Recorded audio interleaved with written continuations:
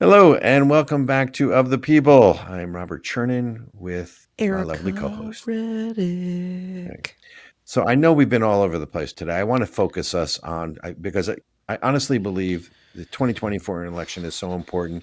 Between now and then, though, the last battlefront in a constitutional republic is already engaged, and that is, they've gone after laws, they went after law enforcement, right? They're going after the judiciary. That's right. You already see it. We talked about it in the earlier segment where they're now saying this. What do they call it? Let's see, popular constitutionalism. Mm.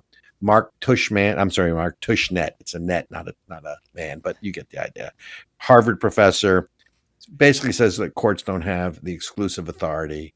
You have the Biden administration that's looking to circumvent the courts, certainly even the affirmative action decision, Mm. even the what did Biden just came out with that now they're not going to forgive the student debt, they're going to write it off. I didn't quite understand the difference Oh, yeah. between it, but in any event, they're looking to get around the courts, and that really is the last bastion. As we talked about, Article 3 of the Constitution is very clear. The courts are the final arbiter. Now, truthfully, what they're really trying to do is just say, don't listen to the courts. Mm. Yep. And they're trying to, Delegitimize. Yep. right. So if you cannot, if you can, under the heading of if you can't beat them, join them, it's slightly different. If you can't beat them, delegitimize them, right? So either we're going to pack the courts and expand the court, or we're going to delegitimize them.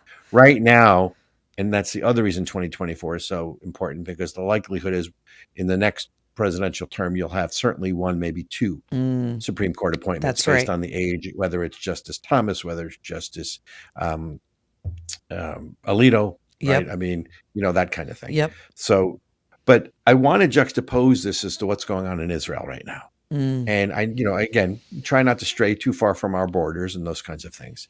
But right now, there is massive unrest in Israel because of, relatively speaking, a innocuous change or a proposed innocuous change to the Israeli judicial powers. And understand, folks, we have a constitution. There's two different things here. The U.S. has a constitution, Israel does not, right? We have checks and balances, Israel does not. So it is, the judiciary is unfettered in Israel. They are allowed to, and the real issue is there's something called a reasonableness standard in Israel that the courts have used to nullify cabinet appointments, to nullify laws, to have the attorney general, unelected by the people. So they've proposed a law, which I believe is now being signed as of earlier in the week, that basically limits the judiciary's power. Because in this country, the power, in theory, flows from the people upward, right? Through your elected officials. And if you don't like something, you can change it.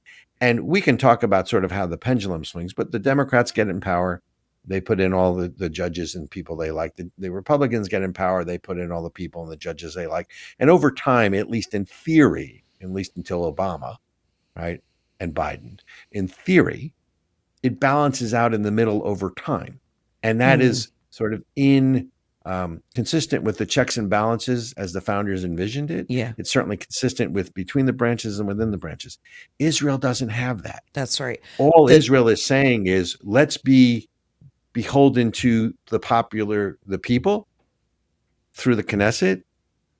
And here's the point. When you don't agree with something, right now, political violence is the means to achieve the end. You saw it with BLM, Black Lives Matter. You're seeing it with the riots. They're trying. So what? So a political party. There used to be two parties, right? Labor and Likud, right? in You've Israel. seen Yep. it now, and so judges are allowed to select other judges in Israel. Did you know that? That's what I think people it's important for us as Americans to understand the really big differences in the way Right. that Israel's um, uh, government is set up. So it's not like here where the executive branch proposes the judge selection and then the legislature has to approve them, right? So checks and balances. The judges in Israel select their successors. So it would be like if, Neil And they approve cabinet, Gorsuch. and they approve cabinet ministers. And so it would be as if Neil Gorsuch, Clarence Thomas, all these people got to pick their own successors, and then no Right. one has any say about it. The parliament then doesn't get to approve those successors. And so there's a feeling by parliament that there is this ruling judiciary that is very left wing, very left leaning, and remains left leaning all of the time. And you're 100% correct. But they are unaccountable to the people or the politicians. Correct. That's the key issue. And what people need to understand, I mean, if you look at the battles going on here in the efforts to delegitimize the court, we have a constitution, right? If you're Yep. going to follow the rules, you follow the constitution, right? Yep. Now, if you don't like the outcome, you're going to say, don't follow the constitution and this whole nonsense of popular constitutionalism, which frankly is a piece of crap. But But you still have it. well, it's in vogue because they want to, they're now calling it the MAGA, right? Supreme Court. God. But in Israel, the judges are not accountable. The judges so the Knesset can pass a law, someone files a lawsuit, and the courts in Israel deem it to be unreasonable. So how would you like to have your standard? There's no constitution to refer back to, which is what we're going to end. And by the way, that's what we're going to end up with if we go down that rabbit hole, which is we will have a written constitution, but if no one listens to it or there's not agreement that it should be the law of the land, you end up like Israel, where you have judges be the final arbiter until, again, no one listens to the judges, and then people go for their guns, right? And again, I'm not advocating violence.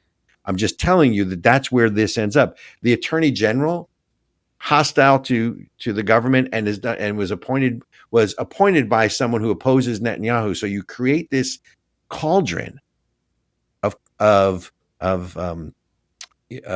I guess vitriol, really, right? Yeah. And there are no standards here. So understand, people, the judicial reform debate that's going on in Israel affects us because it should allow you to see where we're heading towards if we delegitimize the courts.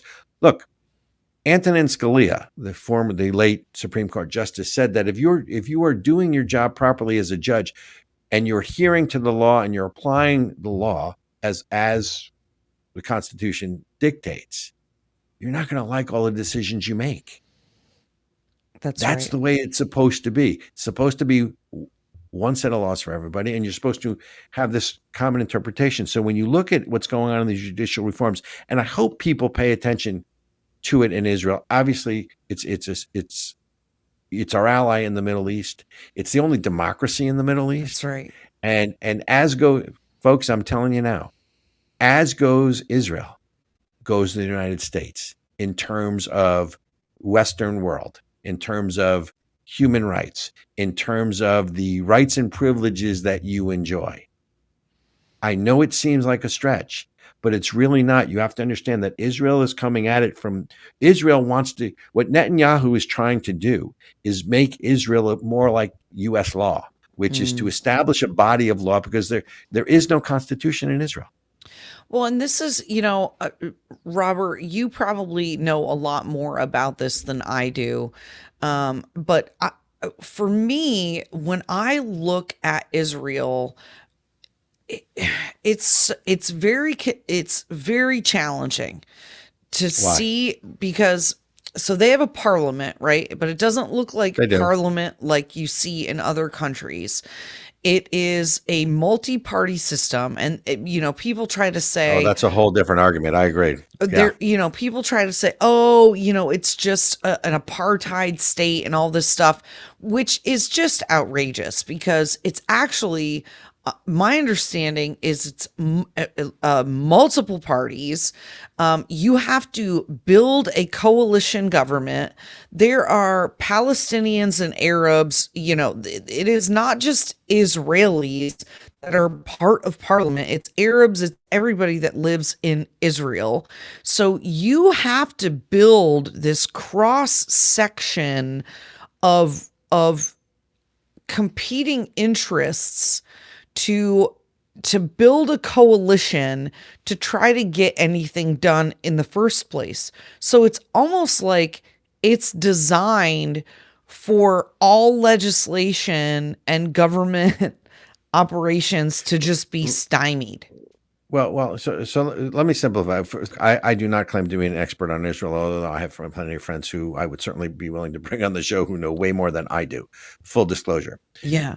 The first issue is we have, I mean, to simplify this, we have an issue. We have a system of checks and balances here, right? At least in theory. Yeah. The founders created a system that was not only checks and balances between the three branches of government, but even within branches of government, right? Certainly within the legislative branch, checks and balances between the upper chamber and the lower chamber, That's right? right. The bicameral, the House, which is, I mean, the House is supposed to be Ambition to a check the ambition.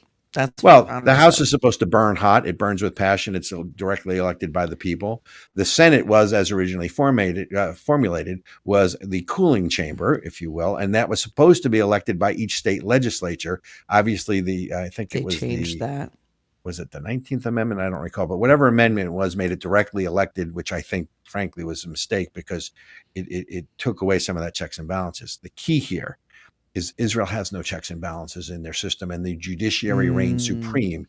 And that's really all that's going on here. With regards to the multi-party system, right? We have I would call it, bipolar is really what it is. And I'm not invoking the medical term, although perhaps with our political system, we have a two-party system.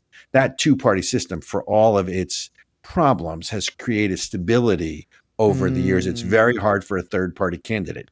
Israel initially had essentially a two-party system, which was the, Labor and Likud. They were the liberals, but that was, marginal.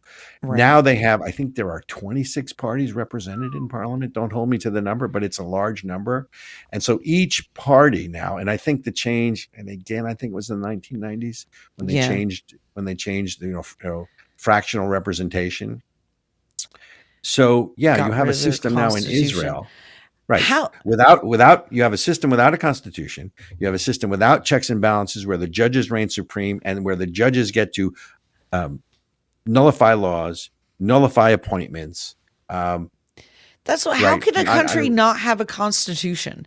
How can a country not have a constitution or some kind of foundational document that says this is what we agree to, or this is when we talk about culture, as an example, in the United States, we have so many different cultures, in that there's no one race or background, but we had a culture that was built around our Constitution, which said, our rights come from God. You have freedom of assembly, freedom of speech, all of these things. That's our culture here in the United States. Regardless of your race, color, creed, language, whatever it is, our culture is built up around this Constitution of and this culture of freedom, of rights and responsibilities. And so if you have none of that as any kind of a foundation for a multinational country like Israel, how do you get anything done? How do you protect people? How do you... Wait a minute. We had on Dr. Bruce Abramson, who said that, even dictators have elections. Even country. I mean, it's not a question of whether you have a foundational document or not. I mean, England doesn't have a constitution either, right? I mean, they have the Magna Carta. I mean, different legacy documents that guide their principles, right? That form their government. But most countries don't have a constitution, and the ones that do, who follows them? I mean, I'm not a scholar, clearly. If anything's evident after this show is I am not a scholar. But and Ben, that's a good clip for you. So, but like elections, okay, you can have a constitution, who follows it. The thing with Israel is they've had basically 74 years of an unaccountable judiciary, self-perpetuating judiciary that picks their successors. And all that's trying to be done here is to rein that back in a little bit. Right. And what do you see? You see political violence in the streets because now it's acceptable. Political violence and justifies the means. In any event, Always more to wrong. follow on that. Always wrong. Folks, we were starting. this was a wide-ranging one. Ooh. If you have any questions, if you want me, Robert C. at asicfund.org. Ericka, where can they get you? Generallyirritable@gmail.com. Yeah. And she's not generally irritable today. Today she was a savior. So I don't know. I'm freaking fired up. Exactly.